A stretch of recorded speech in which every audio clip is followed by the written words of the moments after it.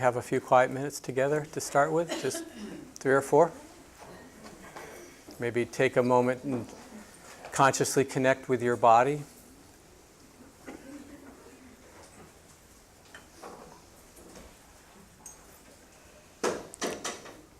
Connecting with the experience of body sitting.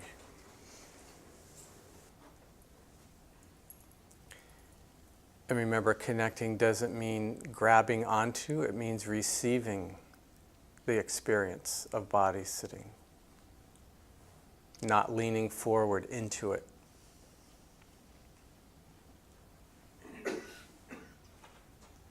And relaxation supports all of this.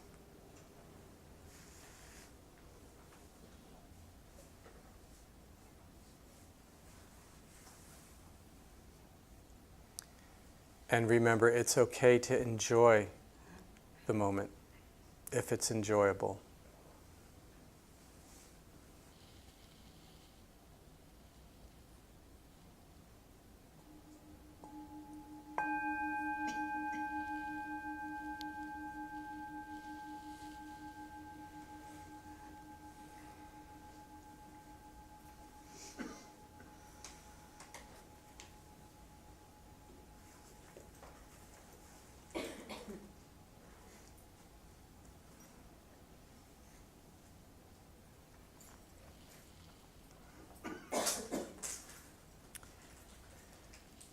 Say, did anyone have the great fortune to notice the full moon rising tonight? Oh, yes. So I was driving and I looked up and there it was. And that moment, maybe you can appreciate this, or you might have a similar experience. You're not thinking about that the moon might be there. You just look up and it's there, yeah? And there's a moment where it's just that, before it becomes a full moon, yeah? It's just that.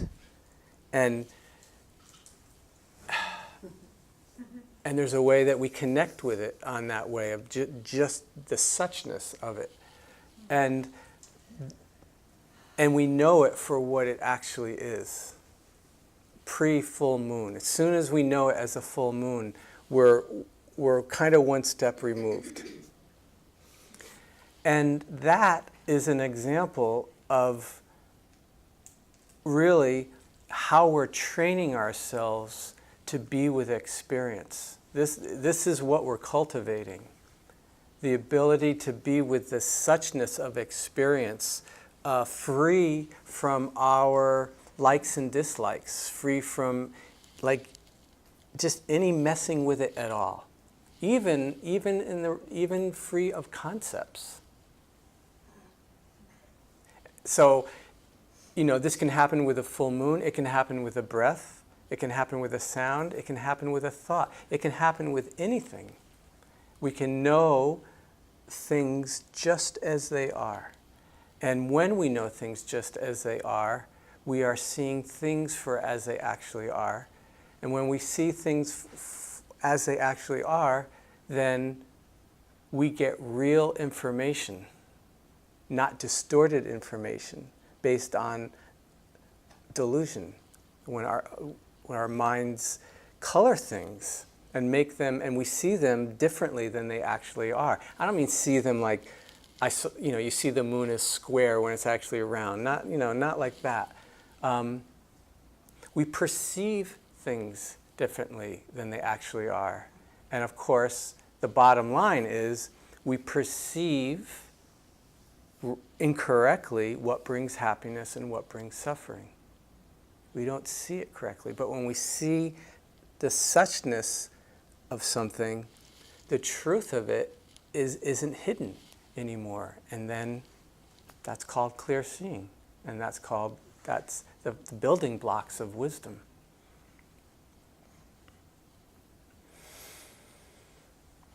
So we're winding our way through the 4 skills a meditator needs to that are helpful. Forget needs, that are really helpful to cultivate on this path. the ability to allow the mind to settle and collect. Steady, or words, these are all words. Be present. Indispensable.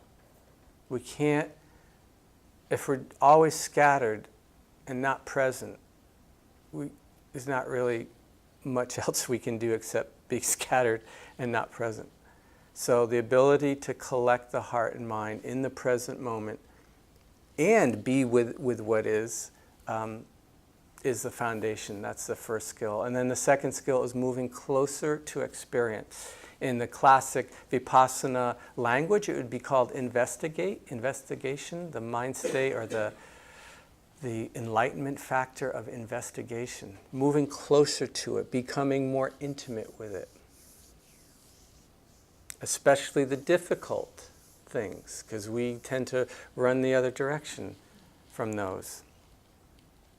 And, we can, on a certain level, we can save ourselves some angst by doing that, but on another level, we create even more because we split off so much of our experience and we split off the energy and the life force that goes along with it.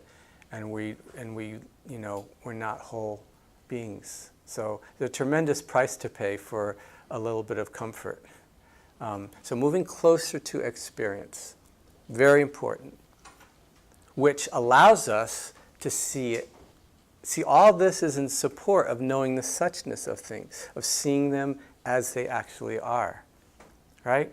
See something from a distance, it's like, I'm not sure what that is. There's something there. You get closer to it and, I see what it is. Yeah. You are most welcome to come up here and sit down. Yeah, I know, is that hesitation? Not while he's talking. Yeah.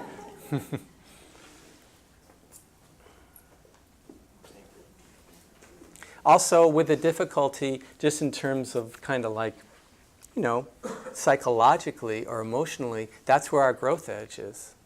It's always going to be, the growth edge is always going to have a little bit of like, with it.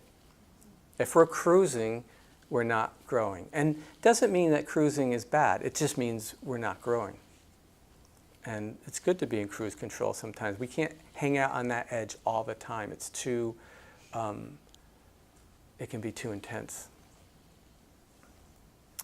Third skill, being able to, knowing when and how to move away from experience. When life becomes too much, too overwhelming. We're not resourced enough, at least in that moment, to actually be able to hold and be with what's happening. Meaning, have some objective knower. When we become overwhelmed with experience, can't know what's happening, we just be it, we are playing it out, that's not helpful. And so we want to be able to get some distance so that we can see it clearly. And then the fourth skill, keeping the three characteristics, the three universal characteristics of existence in mind, like kind of walking through life and even consciously holding this lens in front of us so we're seeing things, again, in support of seeing things as they actually are, seeing the suchness of things. And the three characteristics are things change. And so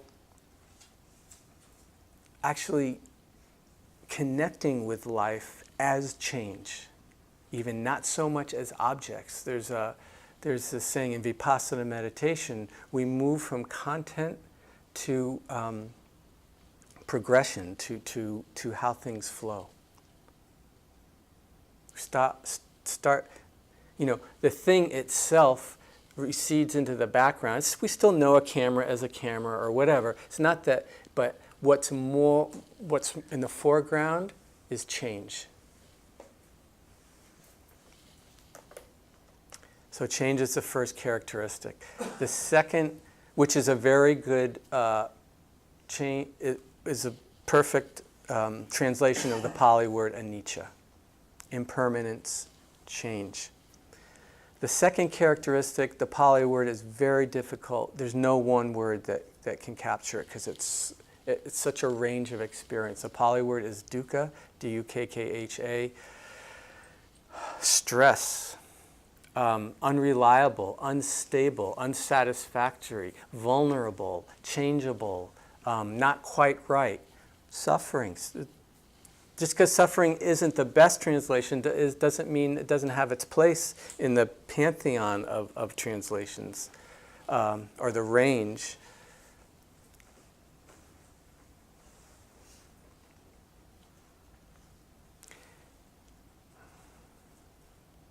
And this characteristic is precisely because things change. I can't rely on being quenched by this glass of water. It's great in the moment, but at some point it's either going to evaporate or I'm going to finish it, and then I can't count on it anymore to quench my thirst. That is a subtle form of dukkha, of unreliability based on change. And then the third characteristic, the Pali word is anatta, often wrongly translated as no self. And then people start to rail against that. The correct translation is not self. And what not self is saying, it's not a negation of anything, it's a description of it. It's a description of how that thing, whether it's a thought or a season or a human life or a sound, it doesn't matter, how that thing, it describes how it comes into existence, how it stays in existence, and how it goes out of existence. That's what not self is. And of course, it's coming in and out of existence very quickly, again, based on change. There's not something that lasts long enough to grab and say, yep, there it is. It's already gone. Have I given the homework of carrying around the writing tablet with you for a day and every half hour writing down what your mind state is? Have I asked you to do that? Yeah. Very powerful. You can do whatever you want, and it's a powerful exercise. All you need to do is for one day. And where's this? You'll see, where's the self in this? It's just all over the map. And there's a lot of other angles on understanding not self. So here's the most important question of all. Did we cover not self last time? Okay, it was just the second and third level of dukkha, right? The subtler. Yeah, that's what I thought. All right.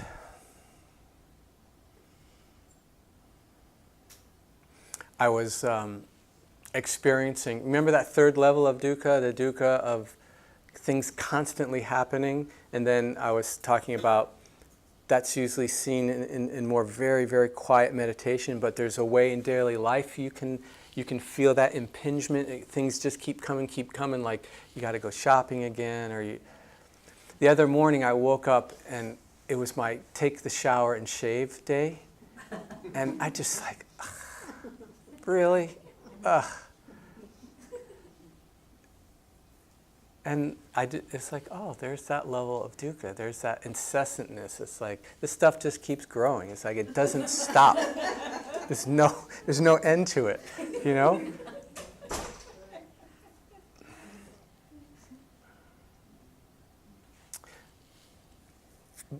When you notice things like that, though, or really any kind of difficulty, we can always take the step back. In the Zen tradition, they call it taking the backward step. And just, oh, this is the experience of not wanting to take a shower. Or, this is the experience of like, being just tired of life. Whatever, right? And in that moment, and I did that, in that moment, no problem. Did the experience go away or change? No. There was still that feeling of like resisting life. But there's something knowing it now. And those are two different worlds. Just being in and caught in and really going, oh, resisting taking a shower is like this, right? Anyone know the Thai forest tradition, Ajahn Sumedho and folks from Amaravati in England? Yeah, so Ajahn Sumedho kind of coined the term or used it a lot. It's like this now. It's like this now. And you can hear the observer in that. You can hear the one that is not of what's being observed. Very helpful. Whenever you notice yourself in any kind of angst, just name it. Oh, this is fighting with my partner. Oh, this is that. This is me raging at the summer traffic. Oh, this is the experience of raging at the summer traffic. Oh, okay. This is the experience of fear of my health declining. Oh, this is that. There's nothing in this universe that we can't do that with. There's nothing inherently outside of our ability to know it, and therefore our ability to not suffer with it. That's pretty cool. There's nothing that's like we have to be afraid that, I won't be able to do that with it because inherently it's just going to bowl me over. No, you can actually be with it. You may not be able to in that moment given the resources you have and the level of mindfulness, etc., but I'm just saying it's not impossible. Yeah.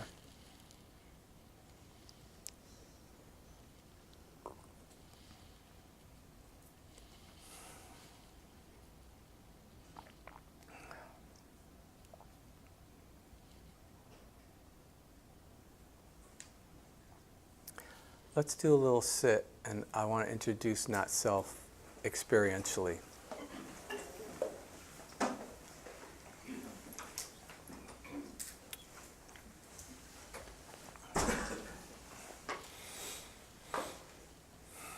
Remember, not self is a description of things. So, coming into presence by being aware of the body sitting in the chair. So just bring your attention to some obvious and specific body sensations. Maybe it's where your hands are touching. Maybe it's the bottoms of your feet touching the floor. Maybe it's the back of your legs or the sit bones touching the chair. Just notice what you feel. Not supposed to feel anything special, just maybe is there a sense of pressure, or maybe warmth or coolness. Like could be vibrating or tingling, pulsing. Could even be a sense of hardness or softness. Again, it's just connecting somatically with the experience.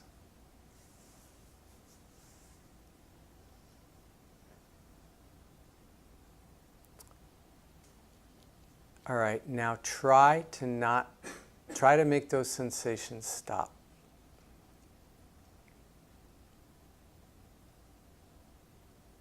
So, instantly, clear, obvious, not possible. All right?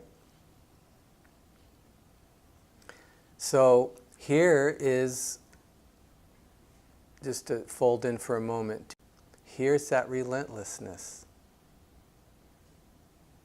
You have to feel that. You have no choice. And you're vulnerable to those sensations changing. They might change and become pleasant. They might change and become unpleasant. But we're vulnerable to that. We can't control it.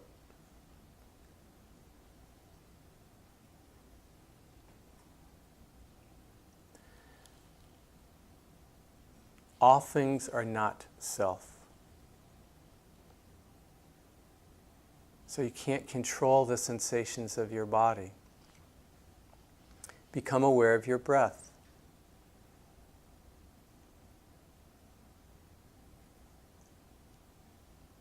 And of course, don't try, but could you stop breathing? Could you just say, I'm not going to breathe?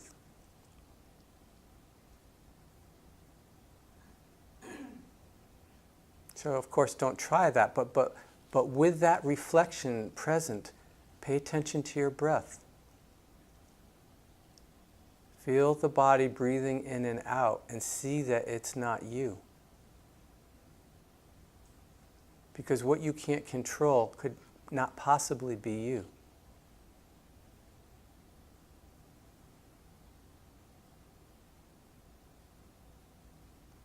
Feel this physical organism that's not you, breathing in and out.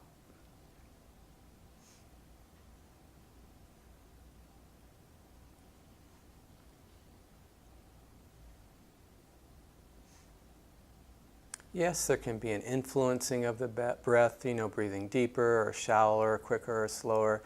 Yes, there can be an influencing on it. Ultimately, though, not in our control.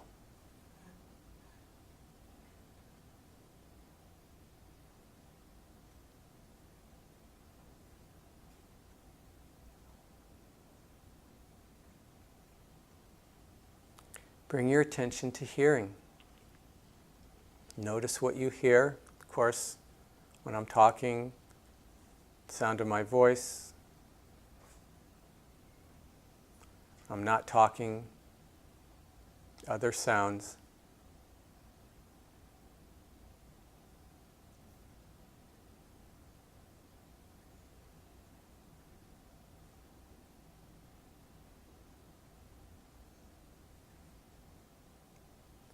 And just very quick reflection. Can these sounds be controlled?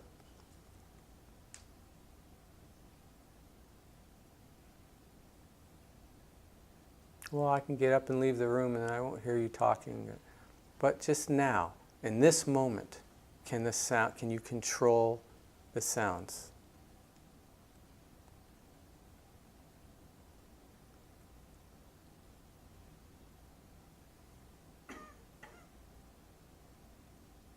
And of course, the answer is no.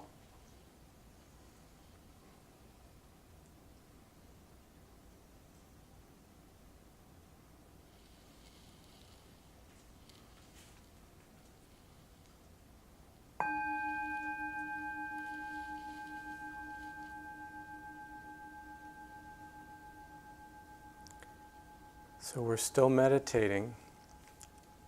I want you to notice what thoughts arose in your mind when you heard that bell.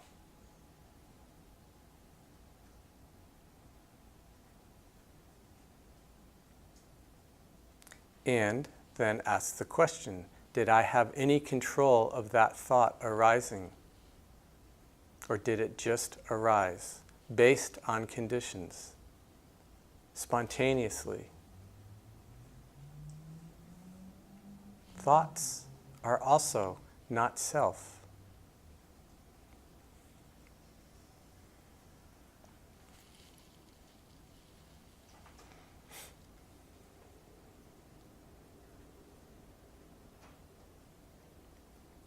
Okay, now we're done.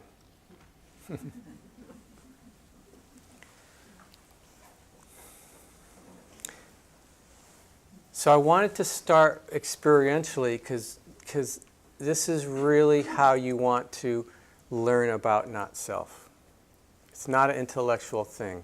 I'll say some words about it, fine, and it can be fine to hear them, but really you want to work with it as experientially as possible. And I highly suggest working with the body, both in formal practice.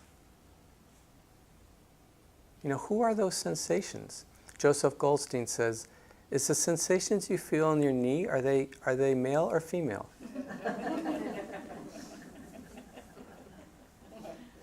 Right? Do they have a name? Do they have an address? No, it's just sensations.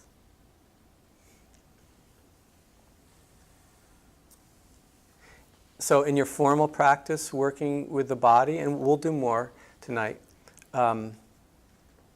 in terms of exploring not self, but also informal in your life, working with your body. I mean, the body is the supreme teacher. It's the uber Dharma teacher, right?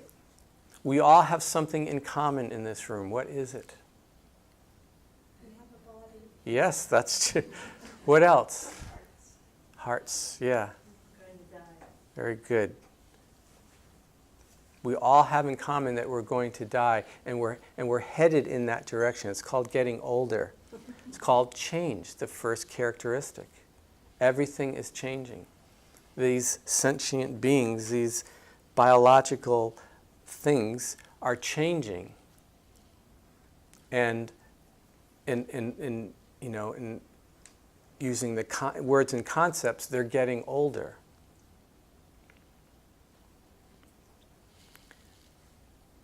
It's staring at you every time you look in the mirror.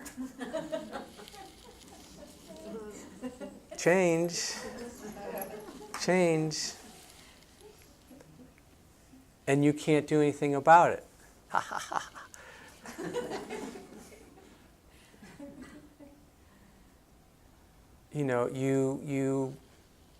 You cut yourself. You stub your toe. You catch a cold. Something more drastic. Not in control. The body is not self. It doesn't mean it doesn't mean that you're not sitting there. It means, how are you sitting there? How is it that you've come into being to sit there?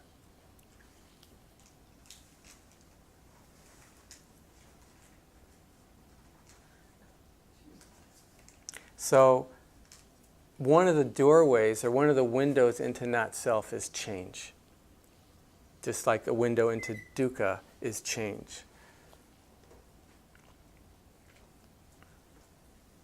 There's also the process of change that's so rapid we mostly don't see it. Our mindfulness and concentration are not strong enough, and we just don't see it. It's like, I can't see the electrons spinning around the nucleus with my eyes. They're not strong enough. They just can't do it. But if I put some aid on, meaning electron microscope, onto my eye, then I could look and see what's actually happening, right? And we all know that there's infinite space, and the amount of matter is like infinitesimal, and etc. And it's happening very unbelievably quickly. So we can actually, there's a way to know that through deep practice, through very strong cultivation of mindfulness and concentration. We can actually observe that. We can know it in real time in our own experience, the rapidity of change. And when one sees that, one knows there's nothing here. There's actually nothing here. It's just change. Nothing. There's nothing here in the way that we normally think about it. It doesn't mean you're not there. It means that you're there and then you're gone, and then you're there and you're gone so fast. So change is a really good doorway into not self. Interconnectivity is another window into understanding not self. Again, how did you get there? You didn't just appear in that seat. There are all sorts of causes and conditions that allowed you to be here in this moment. Just start thinking of them. I'll start. The fact that your battery didn't die was a condition that allowed you to get here. The fact that you didn't get into an accident on the way here allowed you to be here. The fact that your health remained well enough today that allowed you to be here. And then we can spread out even more. The fact that the person in the pharmacy today decided to cover up their mouths when they sneezed, and you didn't get sick, allowed you to be here today. The fact that your parents saw each other as attractive was a condition that allowed you to be here today. The fact that they had a relationship long enough to have you was a factor in you being here today. And just endless, endless, endless, endless. Meaning the fact that you're sitting here now is tied to everything that's ever happened in the universe. And so how could you be separate? How could there be a separate you thing? Because it's all just connected. If anyone's ever heard of the Indra's net, anyone hear Indra's net? So that's, and it can be interesting to reflect on. Someone turned you on to the Dharma, right? Those people hold a very special place in our lives. Yeah. If their parents didn't find each other attractive, like I said, it quickly gets, 10 to the whatever power exponential, very quickly.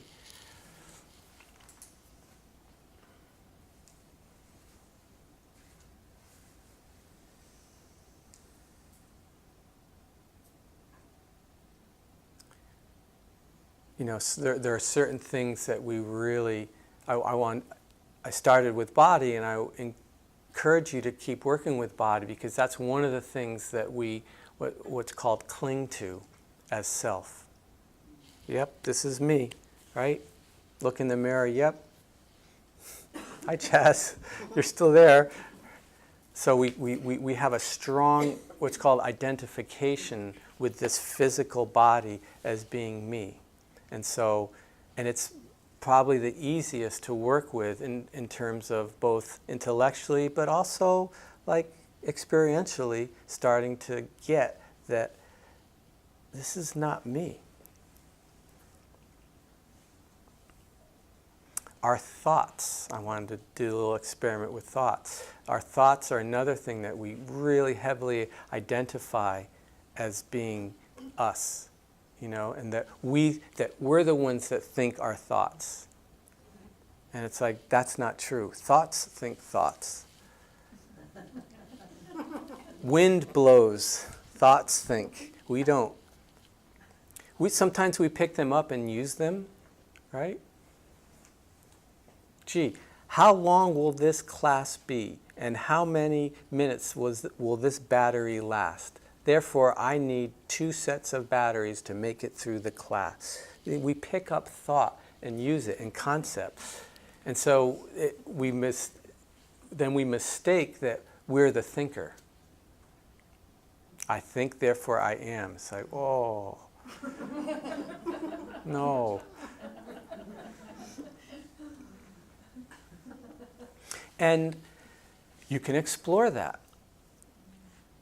I've pointed you to this many, many times. You're sitting there, paying attention to your breath, minding your own business, and 5 seconds later, you're in the middle of some story in the mind. Right? Did you do that? Did you do anything, or did it just happen? Right? It just happened. Where you go, even do you go to a fantasy about A? Do you go to a fantasy about B? Do you go into desire? Do you go into aversion? Where you go, you also aren't in control of, although you've heavily influenced it by what? When you daydream, whatever you want to call it, lost in thought, daydream, spacing out, the content in which the world in which you inhabit, what plays a huge determination in that? Come, look at your own experience. Don't answer intellectually. Look at your own experience. Who you associate with? Could, sure, that plays a part. It's not really what I'm looking for, but the truth is, it does play a part, yes. What you cling to? Sure, what we're identified with, that plays a part. It's simpler. My beliefs. Beliefs, my Belief beliefs. system? Where, Sure, where you sure. put your attention. Huh? Where you put your attention. When? Before or after. Yeah. Choices. In the moment. Feelings. It's simpler. Where you drift off to is heavily influenced by where you've drifted off to many, many, many, many times before. That's what influences it. It's habit. Anyone Rick Hansen neural pathways? The Buddha said, what the mind frequently thinks and ponders about becomes the inclination of the mind. So if you think and ponder about a lot A, when your mind drifts off, the inclination of it will be to go to A. So when you catch yourself thinking about such and stuff, ask yourself the question, is this what I want to be reinforcing in my mind? You know, it's a very humbling question to ask oneself. Is this what I want to be getting better at? Oof. Okay, I'll stop.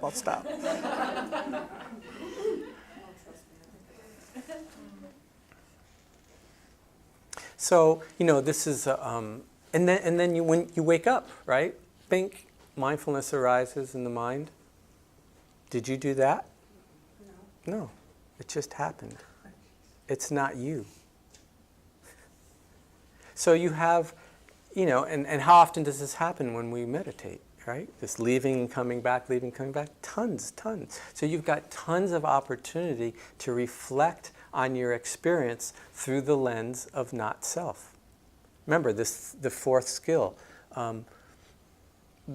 keeping the three characteristics in mind, or I like to say, looking at life through the lens of the three characteristics. So look at the mind leaving the object and then coming back. Look at that through the lens of not self, that you didn't do it. And you'll, you know, that's a subtle, slight way of seeing things clearly. You could look at it through the lens of change as well. You were present, and then you're not present, and then you're present again. It's just changing. But if it's a habit, haven't we created that habit ourselves? To do the same thing over and over? But each time that habit happened, it wasn't you. Just across situations. So we have to know language, or be clear about what we're doing. So we could say, just in general, yeah, I've created the habit of spacing out and dreaming about vacationing in Mexico. You know, because I've done it so many times, I've kind of allowed myself to do it, and I've gotten myself into this habit of doing that. So yeah, that's true. Using, I don't know what the word would be, colloquial language or whatever. The truth is, each time those thoughts of vacationing in Mexico arose in my mind, I didn't do that. It just happened. So, being more precise, we would say, no, I didn't do it. I didn't condition my mind in this way. So it's just how we're using language. Is it more on the relative level or more on the absolute level? When we're talking about Dharma, we always want to know, are we talking and looking and exploring on the relative level? You're there, I'm here, that's a light, that's a clock. Or are we talking and exploring on the absolute level, which is more what we're talking about? So, wow. I'm still seeing them. So on a relative level, you conditioned your mind on an absolute level. No one conditioned anything because there's no one, it just happened. Now, so we just hear it just happened, and then we go, well, forget it then, because there's nothing I can do, right? It's just all predestined, and I'm just screwed, you know, basically. So let's eat pizza and party, and right? There can be that, you know, but that's would also be an incorrect view. So the Buddha said something often and very profound. He said, "I teach the middle way," and what he was referring to is that in that time, in that part of the world, there were two really strong schools of thought. One was eternalism. There is a soul, like the Atman, right? So that's where anatta comes from. It's a negation of the Atman in Hindu or pre-Hindu, the primordial self, or the right. So there was that school, and then there was a nihilism school of just. Not only is there, so this was a self that went on forever, like really solid, and it was the other end of the spectrum. It was like there is no self. Everything is just predetermined particles just rolling through the universe, you know. And that's the school that would say, there's nothing I can do about anything because it's just. And the Buddha said, actually, no, I teach the middle path that negates both of these. The Buddha said there is no eternal self that's just continuing on and on and on. But he also said it's not fatalistic, it's nihilism, it's not that either. Because he taught, he didn't make it up, karma was very well entrenched in kind of the understanding in that part of the world in that time. Yes, things just arise. There's no that thought that leads to that habit. It just arises. In the moment, no control. Yes, that's correct. And, so remember, and is inclusive, but just, and how we relate to that moment. If there's mindfulness, then we have a choice as to how we can relate to that moment. Now we actually can affect the future. That's why it's not nihilism. But it's not eternalism because there's no one there doing that. Yet it can be affected. Our, relative language, future can be and is affected moment by moment by moment, depending on how we're, not what's arising, but how we're relating to it. We're the architects of our future, dependent not on what's arising, but how we're relating to it. Anger arises, there's no mindfulness. That anger now just conditioned our future to be one with more anger. Anger arises, there's mindfulness, there's wisdom. It's like, this is not of my best interest. Let me not enter this conversation, let me count to 10, whatever. Let me stuff a sock in my mouth, something. Just, now the future has just been influenced in other ways. One, to have more mindfulness, because mindfulness just arose, and that conditions more mindfulness. But a letting go of anger, a desire to be more kind. So, is that helpful? It's neither. It's neither this self that's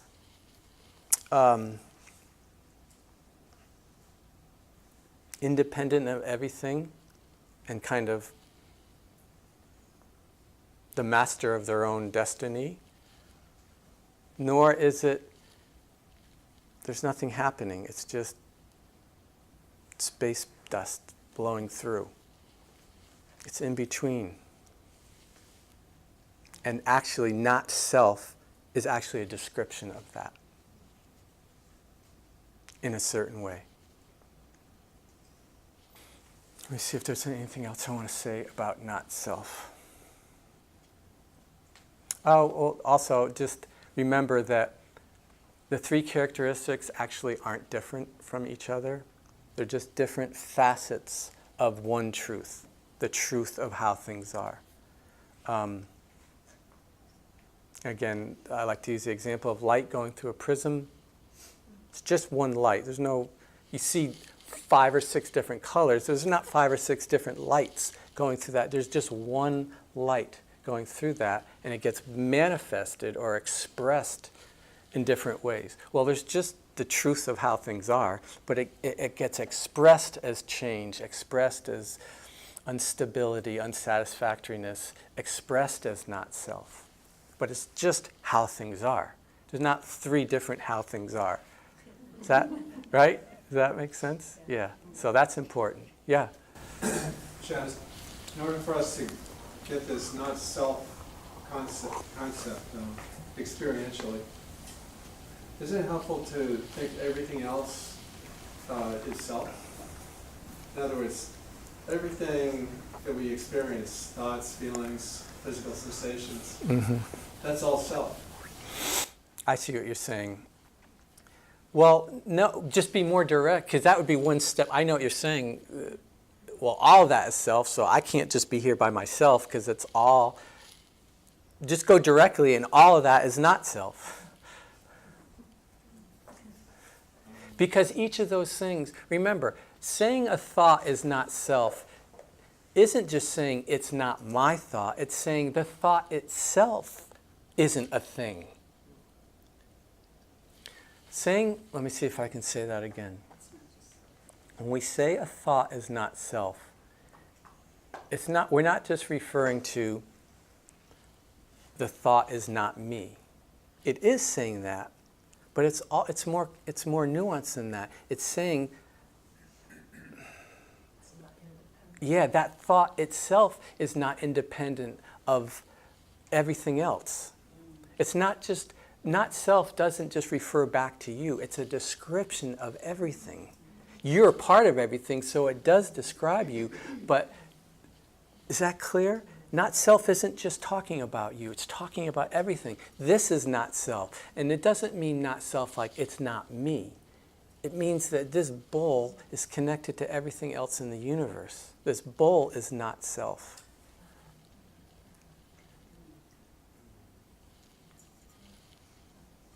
And you know, we could go on and on and on. And certain things you get, oh yeah, okay, good. You know, you hear it and it's helpful. It's really about presence and being deeply present. I told you the story of the nightlight when I was on retreat. Yeah. You know, just seeing that experience through that lens. I wasn't trying. I just happened to be in the middle of a long retreat and very present. And it wasn't something fantastic. It was just a nightlight coming on and going off. It's not like I saw something weird. And it was just clear. Just like the moon was just the suchness of it, the suchness of that nightlight coming on and off based on my shadow walking past it. It's like, oh, it doesn't exist independently. It's just, it's a phantom. It's a momentary phantom of a thing. Totally dependent on the fact that I was there blocking the light. Before you were saying, when you're sitting and you're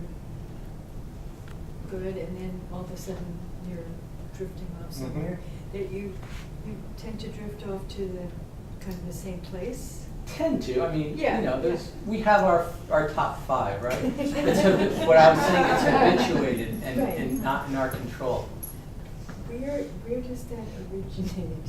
Or is that? Oh, Buddha said, don't ask that question. Your head will explode. I'm sorry? He said, don't ask that. Don't try to figure that out. Your head will explode. Okay. Yeah. We wouldn't want that to happen. So. Yeah. Yeah. Is this okay to be chatting? Sure. Okay. Absolutely. Well, it's helping me to just understand something that just happened today. So I'm in the process of getting some estimates for some work on the outside of the house. Mm-hmm. And there's a lot of rot And I felt like ashamed Uh-huh. when the guy was Yeah. there. Like, what was I doing wrong? Yeah. That I wasn't aware Right, that right. windowsills and Right, things right. were rotting. You identified with it. And then I Yes. even like, kind of like accused my partner, like, we're not taking good care of our house. Right, It's right. rotting. Yeah. And, but this is really helping me because like, then I think he's in denial because he's like, these things just happen. And I'm like, no, they don't. Yeah. See, we love control. Like if we had cut the bushes better, you know? Right, right. But so like, yes, so there's a little of Good, each. Like there's good. some ways we can Good. influence it and then just Yep. age and Cape Cod air. Good. Yep. Excellent. What is life but change? So one could see that or know that experience through the lens of change. One could know it through the lens of dukkha. The first level, dukkha. Like, oh, really? It's going to cost $1,500? Really? You know, the difficulty of body and mind. In this case, you know, could be fear, not having enough money, or whatever, right? Then there's the second layer of dukkha associated with change. So you can fix it, and if you live in that house long enough, it's going to rot again. So the unsatisfactoriness of it, you know, and again, we're not usually tuned into it, but we can. Wow, I'm going to fix this, and it's just going to rot again. That's the truth. That's the truth of how things are, right? And then the third level, like a mundane form of that third level of dukkha, is like, ugh, I have to fix the sill. I have to make that phone call. I have to take a shower and shave. I have to go shopping. It's like, ugh.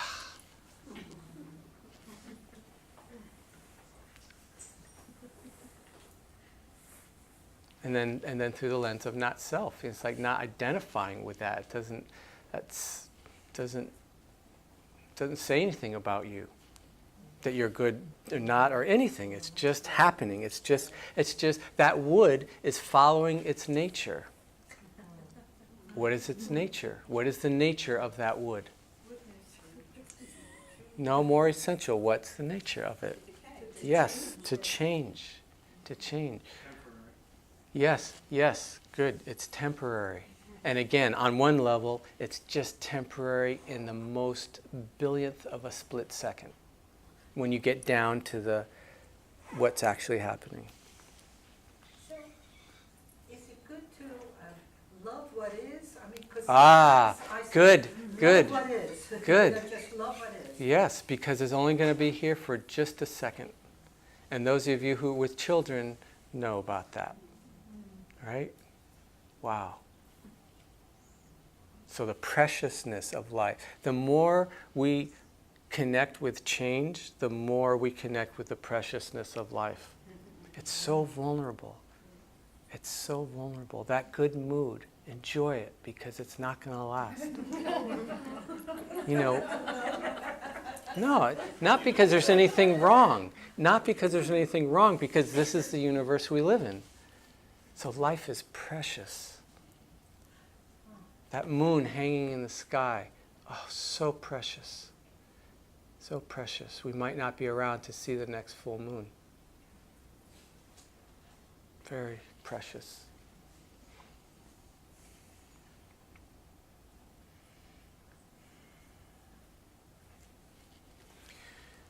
All right, so shall we? We'll do a longer sit now.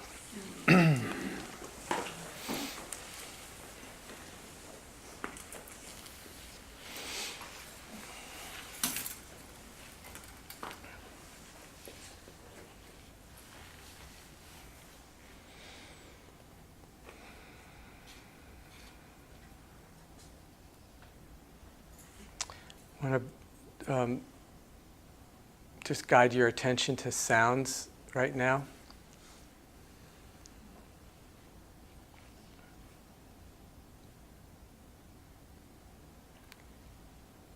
And as you're hearing the sounds,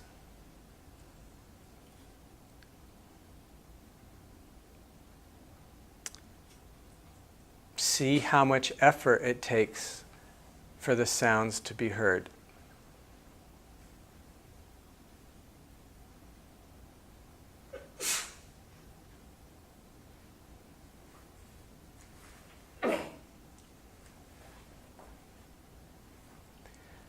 I hope that it's pretty immediately clear that it takes just about no effort at all.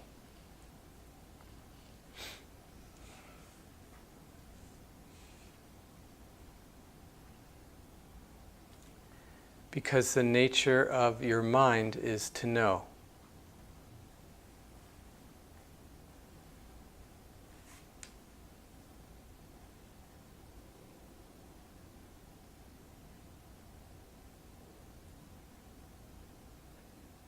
Really feel that. Tune into the receptive quality of knowing, and in this case, knowing sounds. See how you can just relax back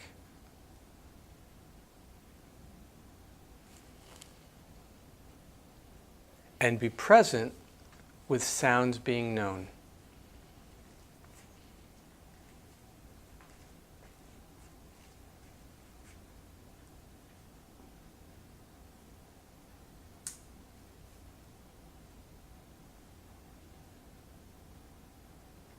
So get a sense of this receptive, effortless, spontaneous knowing. And now, without changing a thing, direct this effortless, spontaneous knowing to the body. Receive, just as you were receiving the sounds, receive the sensations of the body.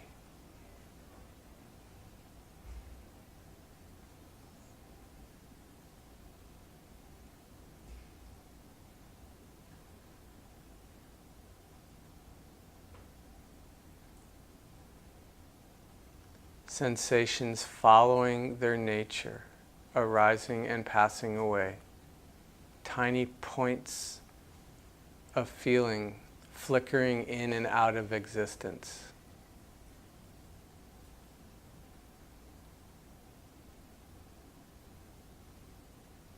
This is the nature of what we call the body.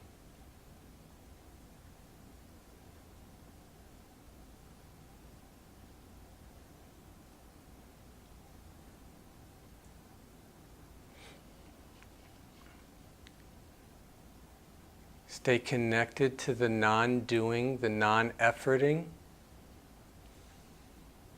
that's associated with these sensations being known.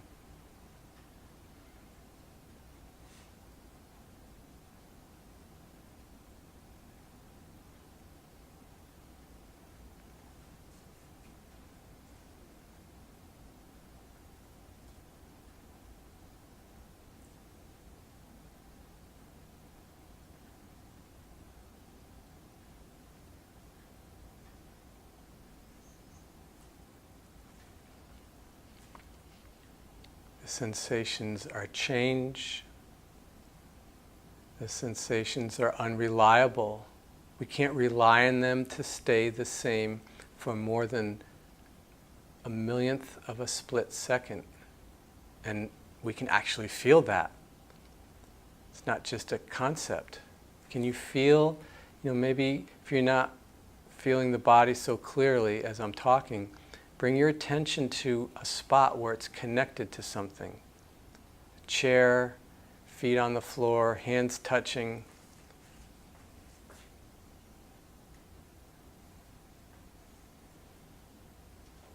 Tiny sensations, vibrating, buzzing, tingling.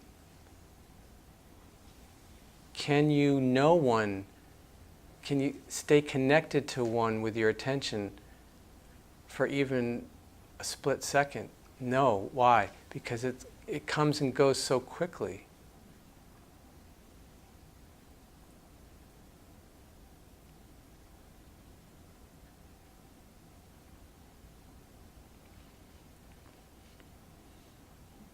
It's unstable. It's unreliable. It's dukkha. Remember, dukkha doesn't mean bad.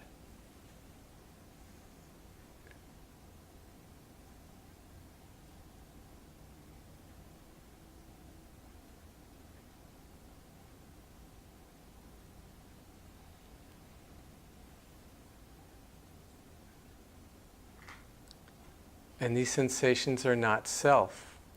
So, on the one level, pertaining to us, no, how can these sensations be who we are? They're happening on their own, quite independently from, quote, us.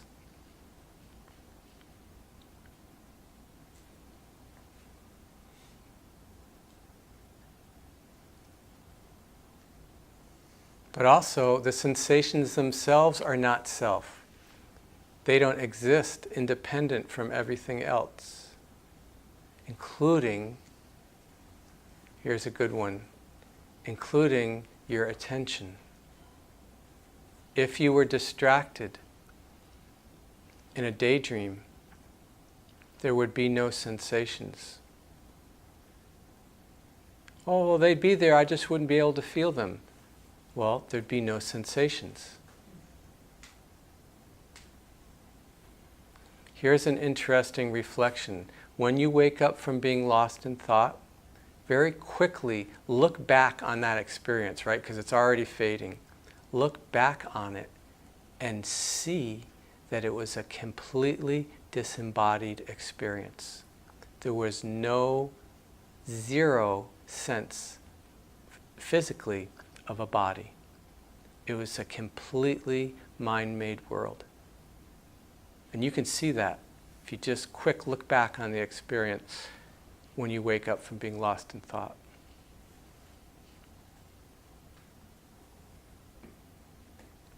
So body sitting, of course, we can use as our main meditation object. Body breathing.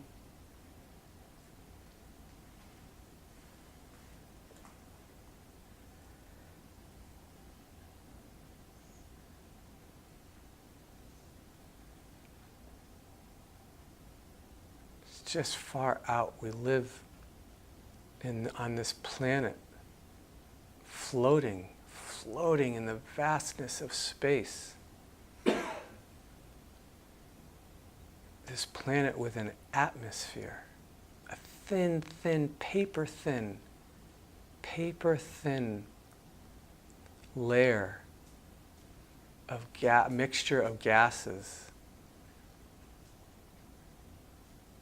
And this organism and all the organisms on this planet breathe it in and breathe it out.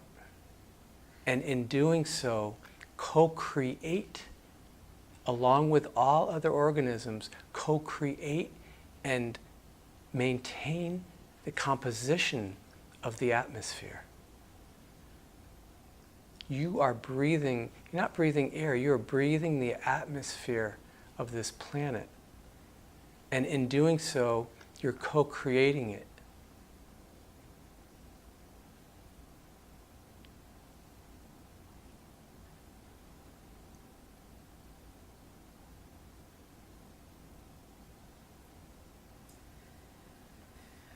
Where's the self in that?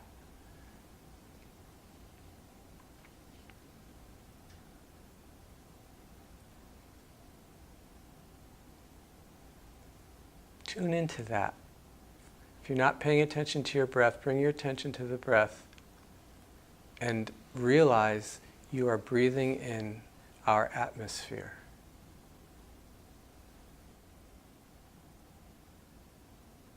And you, our species, and all other species on this earth and the atmosphere have co-evolved such that the nourishment of this breath is exactly what this body needs. That's way too complex for ourselves. That happened, we've gotten to this point.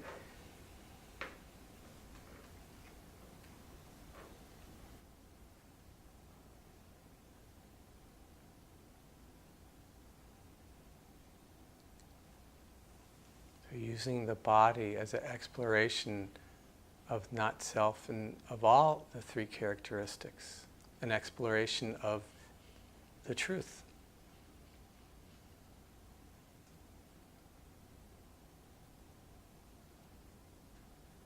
So we can use a physical body with its 5 sense doors of touch, taste, hearing, seeing, smelling, to explore and experience the three characteristics.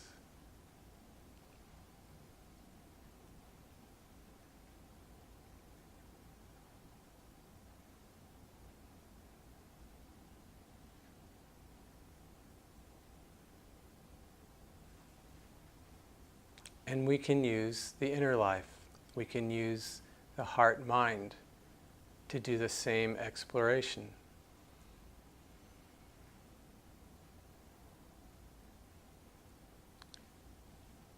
Stay connected to your anchor, your main meditation object, whether it's body or breath, or maybe some of you are using sounds.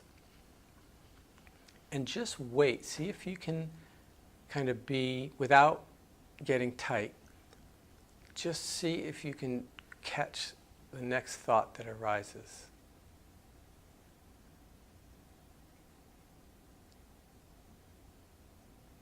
I'm not sure what he means about that. Okay, there was a thought.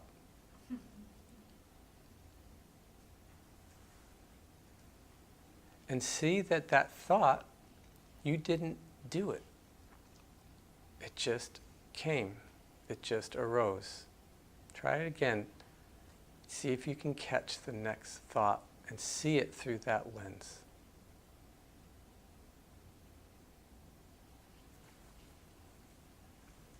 And that thought arose dependent on all sorts of things.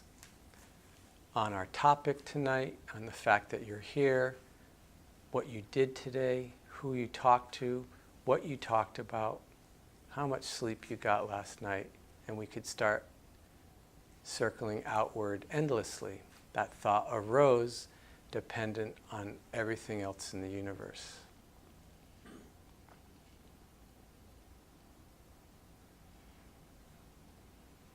The thought is not you, it's not self. From that perspective. Also, the thought itself is not self.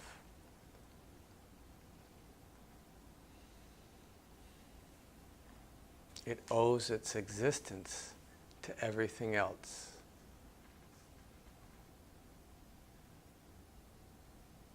And of course, paying attention to that cycle of the attention leaving, and then waking up and coming back, seeing the impersonal nature of that whole thing, very helpful to reflect on.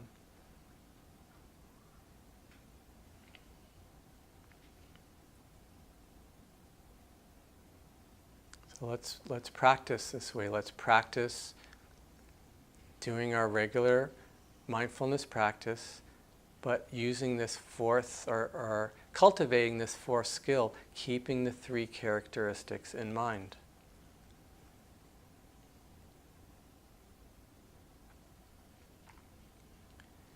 Everything is simply following its nature.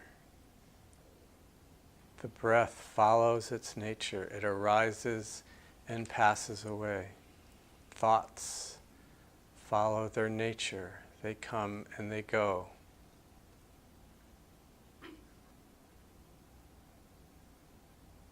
It's the nature of these things that come and go to not be dependable, to not be reliable. Not that they're wrong or bad, it's just their nature.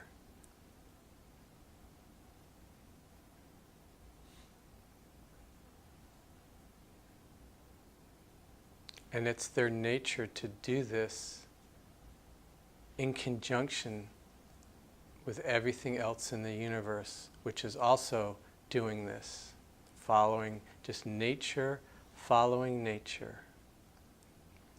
See if you can get a sense of your experience unfolding in that way.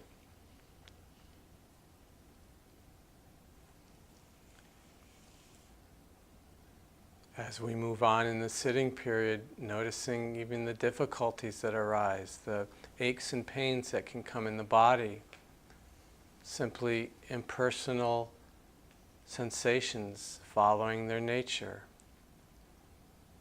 The nature of the body, when it stays still for extended periods of time, is to produce unpleasant sensations.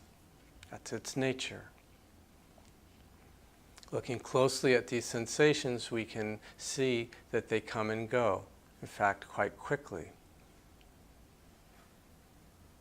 Or looking interiorly as the sit goes on, the heart and mind, perhaps the restlessness manifesting as, I wonder when this sit's going to be over.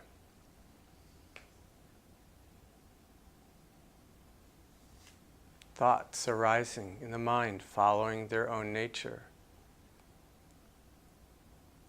Arising dependent on conditions. If you were at home watching TV, the thought, when will the sit end, would not arise because the conditions weren't there to support it.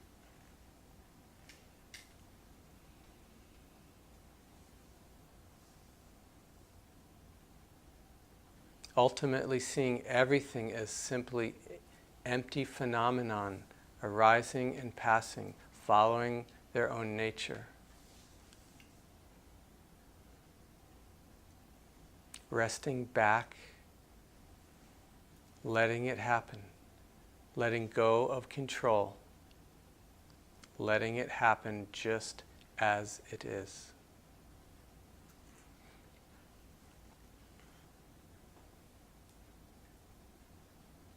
But I don't like what's happening. Taking a step backward and allowing I don't like to just follow its nature.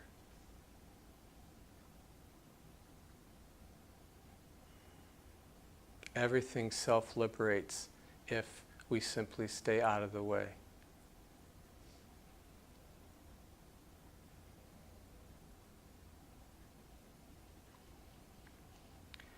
Notice the part of you that doesn't want to do this anymore.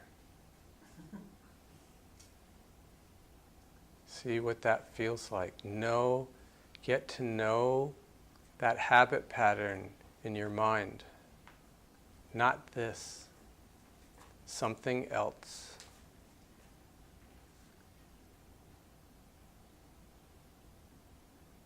Become an expert at knowing not this.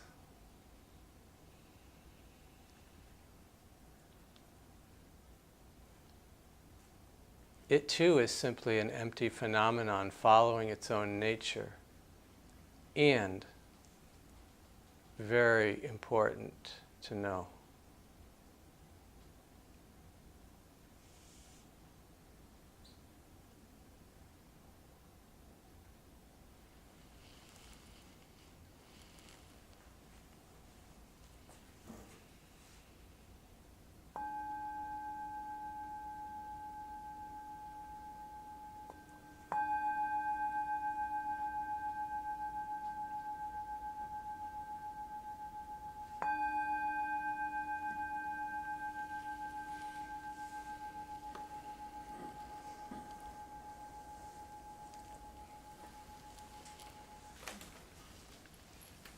Reflections on that?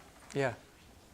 I don't know if this is strange or not, but a couple of things that you said about that you go off in thought because of your habits, right, or whatever. Was that something? And so it's usually conditioned by habit. Yes, and usually I go off and plan. Yeah. Because it's because, I thought, it has to be 20 years of teaching, maybe. But anyway, but what happened during the sit, which is, so I'm sitting here, it was like I was divorced from the thought, and I felt a little tear come out of my left eye. And then I realized that I was thinking, but I wasn't aware until that happened, about my cousin's my cousin's son, who over about a year ago died suddenly at the age of 27. So it was, but I was funnily like, I didn't even know I was thinking that until it happened. Right. And then Oh, being lost in thought. I kind of lost in thought. It was funny, but when I had the tear, I Yeah. thought, oh, The that's body knows. exactly. And then when you said about the thoughts are conditioned, I realized, I think the thought arose because you had just previously said, anyone who has children realizes the preciousness of Right. life. And I'm not sure I would have had that Exactly. thought tonight Yes. if you hadn't said There that. you go. Anyway. And it's just, yeah, that can be very cool to see the dependent nature of thoughts. A bird chirps and you go, oh, robin. Yeah, That bird didn't chirp. The thought robin would not arise in your mind. exactly. Yeah. Great. And just from being present. Yes. Yeah. Do that enough. You do it enough. It's like, these thoughts are just, and yet we believe them to our own detriment. We identify with them. We believe their content, and we believe that they're our thoughts. I had something that I can influence, you know. that Absolutely, we can It influence. could be like the meal I had or the tea I had before I came here might have been caffeinated. So that's gonna make more thoughts come into my mind possibly. Racing, yeah, sure. You know what I mean? Busier. So it's like, Absolutely. so there is the power that I can influence my thoughts. That's the middle path. It's Okay. not you. There's no self.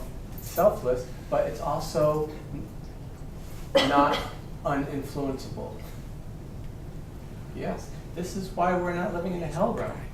If we couldn't influence anything, But doesn't that put a lot of responsibility on us in a way? oh, as well? absolutely. Total, complete responsibility on you. And there's And part of nobody me that else. doesn't like that. No. We love to deflect it. We do it all the time, right? We make other people responsible for how we are. Right? I mean, how often do we try to do that? I'm angry because you're such an idiot. No, you're angry because you're angry. Or I'm agitated because I had the coffee, but I won't say it's the coffee. You know what I mean? I can sure. tell myself something Sure, else. absolutely. Dilute. The mind is great at diluting itself. Sayadaw Utejaniya said, Sayadaw is a Burmese word. It means like a revered teacher. And his name is Utejaniya. So Sayadaw Utejaniya says, your mind does not belong to you, but you are responsible for it. There's the teachings right there. It's selfless. It is, your mind does not belong to you. It's not yours. But you're responsible for it. You're responsible for this, for the ability to influence the future. So it's awesome that those two things coexist. I mean, that's just far out. That's fantastical, actually. Yes, we do. Every moment we're influencing it. Every moment, like I said before. So the question becomes, what influence are we putting into the mix? Scary. Yeah, it is, Yeah, in a way. I think. Because when we see it from that viewpoint, we see we are 100% responsible. Yeah. And we know we can make great things happen. You can't make them, you can influence. We can You influence, can right, that's cultivate what I the conditions that are supportive for them happening. Right. Yes. And It the can be- opposite, and the opposite. Oh, absolutely. Absolutely. Okay. Yeah. Good. Yeah. So just kind of comment on all the teachings. Please. I suffered a lot of trauma when I was a kid, Yep. and by kind of combining these teachings over a long period of time, I've learned how to get better at settling my mind. Yeah. This chaos that's Yeah. going on. How to effectively engage those symptoms. Yeah. Fear, the anger, whatever. Yep. getting a little better at disengaging. Yeah. And by keeping the characteristics in mind, it's, I think I'm getting a little better at creating conditions that are supportive of me, of learning Yes. how to act wisely rather than Yeah. Absolutely. unwisely. Well said. And in terms of the trauma, creating the conditions that are supportive of not getting caught in the trauma response, in the activation. It's possible to know the activation as activation. Oh, this is my trauma activation right now, as opposed to being in it. Mhm. Yeah. And as you know, those are two completely different worlds. Right. Yeah, it's my relationship to it. Yep. If we can form a relationship to it, which takes, as you're saying, over time, it takes practice, especially when it's something that we so strongly identify with, such as a trauma response. Yeah. Great. Well said. Thank you. There's something very forgiving about this. Say more about that. I don't know, but I like it because I don't get it all done. I don't have to be, let's say, I don't know, I can forgive myself Yes. for not being perfect. Yes. And Yes. Yes. It's human. Yes. Okay. Yes. It's okay. It's okay. One of Joseph Goldstein's mantras is, "It's okay. It's okay." And you're responsible. Yes. Both. But fundamentally, it's okay. And I wouldn't be in integrity or authentic with myself if I decided not to be responsible. I want to be responsible. Yes, because you want to be happy. Yes. Yes. Well, very good. You got it. It's okay. It is okay. I know you've heard me say this before. You are allowed to be human. You're allowed, completely, 100% allowed to be human. And anything that you've ever said or done, or didn't say or didn't do, could not have been otherwise. Yeah, oh, I should have. No. Given the conditions that were present, that's what happened, right? Remember, given sugar, milk, flour, baking soda, eggs, a tree doesn't happen. Cookie happens. And heat, cookie happens. Given the conditions that were present at that time, you said that. You couldn't have said anything else any other way. That's a relief. We're responsible for it. What you said caused a shitstorm, right? And so learn from that, learn from that, but it couldn't have been any other way. It's okay. It's something for us to, it's something for me to forgive myself and not feel guilty or blame. Yes. And to let that go. Yes. It's driving Wow. me Wow. And how much do we suffer doing that? horribly. Right? Tremendous, tremendous.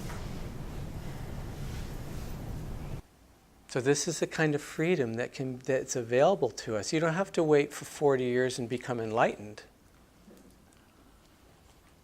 We can experience tremendous freedom from suffering as we walk this path. It's not, your freedom is not in the future. It's right now. The freedom you felt, the burden you felt lifted. And, that clarity might not stay, that'll fade. Why? Because the clarity is also changeable, unreliable, and not self.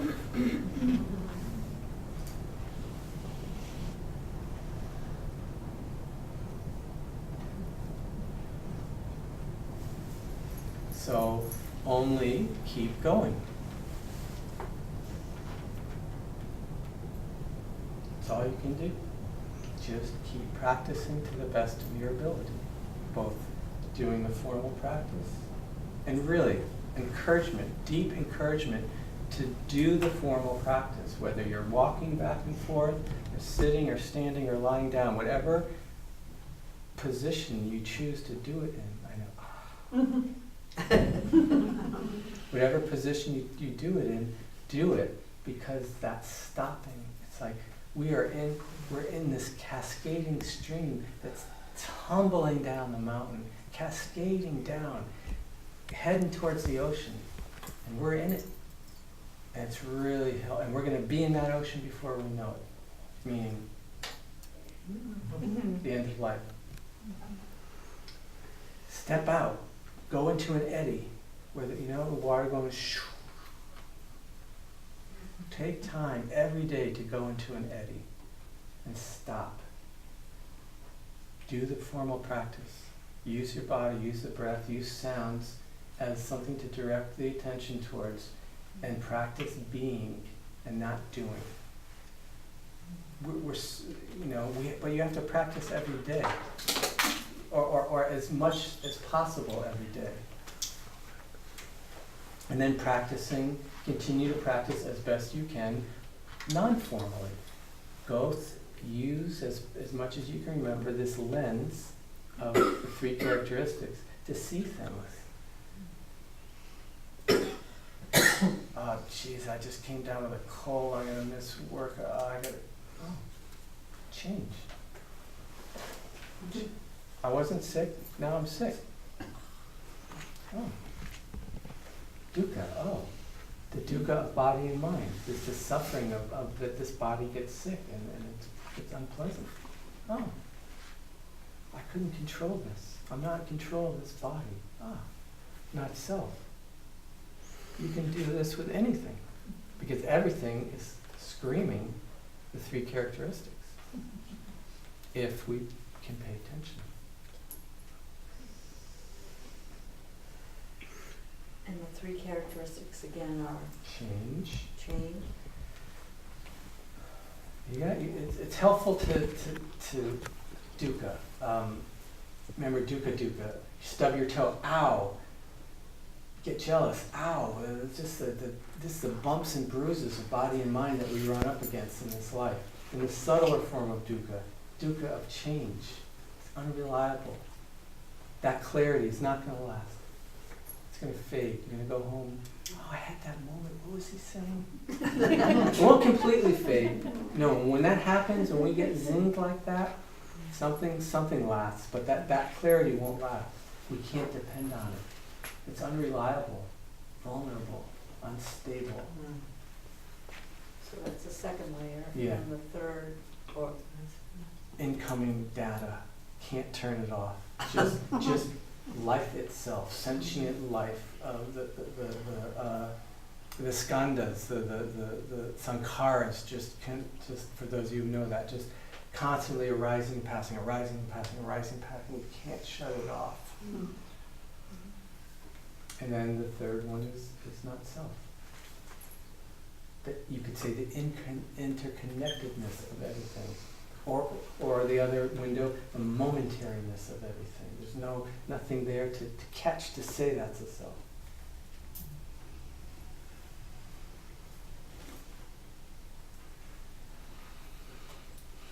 Okay. It's good that we gather here like this and support each other in the practice. Very helpful, so thank you for your presence and being here. Okay, good. See you next month.